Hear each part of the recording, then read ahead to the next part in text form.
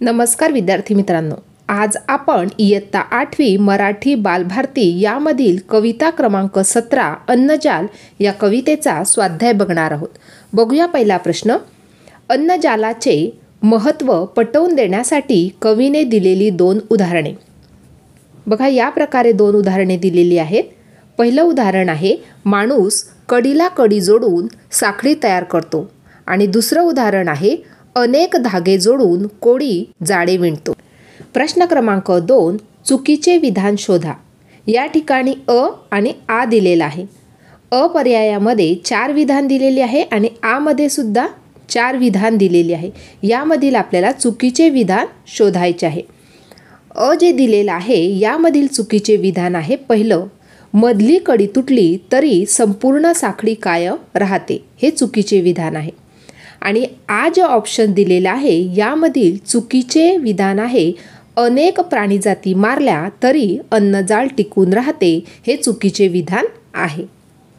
पुढचा प्रश्न बघणार आहोत. प्रश्न क्रमांक 3, कोळ्याचे जाळे व अन्नजाल यांच्यातील साम्य लिहा. या प्रकारे आपण साम्य लिहू शकतो. पहिलं आहे, अनेक धागे एकास एक जोडून कोळी जाळे विणतो. आणि अन्नजालाबाबत लिहू शकतो, प्राणी जातीसाठी निसर्ग अन्नजाल विणतो. दुसरं लिहू शकतो, या प्रकारे अनेक धागे तुटले तरी जाळे कायम राहते. आणि अन्नजालासाठी लिहू शकतो, कित्येक प्राणी जाती लोपल्या तरी अन्नजाल टिकून राहते. पुढचा प्रश्न बघणार आहोत. प्रश्न क्रमांक 4, खालील कृतीचा किंवा घटनेचा परिणाम लिहा. मानवाने प्राण्यांना मारले तर. या प्रकारे या घटनेचा परिणाम आपण लिहू शकतो. तर अन्नाचे महाजाल कमकुवत होईल आणि कालांतराने हळूहळू संपूर्ण महाजाल तुटून जाईल. पुढचा प्रश्न बघणार आहोत. प्रश्न क्रमांक 5, तुमच्या शब्दात स्पष्ट करा. त्यातील अ दिलेला आहे, तुम्हाला समजलेली अन्नसाखळी तुमच्या शब्दात सोदाहरण स्पष्ट करा. म्हणजे उदाहरणासकट आपल्याला ही अन्नसाखळी स्पष्ट करायची आहे. या प्रकारे आपण त्याचं उत्तर लिहू शकतो.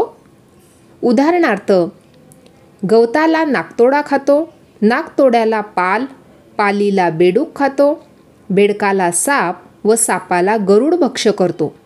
एकास एक कडी जुळवून माणूस साखळी तयार करतो.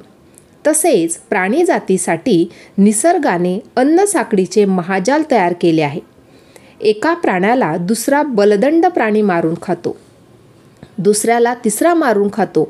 जेव्हा एकमेकांचे भक्ष्य होणे व खाणे नैसर्गिक वृत्तीतून येते. अशा प्रकारे ही अन्नसाखळी आपण उदाहरणाद्वारे स्पष्ट केली. पुढचं बघणार आहोत. या ठिकाणी आ दिलेला आहे. या प्रकारे कवितेच्या आधारे जीव हा सजीवाचा जीव आहे ही सूचना स्पष्ट करा. या प्रकारे ती स्पष्ट करू शकतो. एक प्राणी दुसऱ्याचा जीव घेतो, दुसरा तिसऱ्याचा घेतो.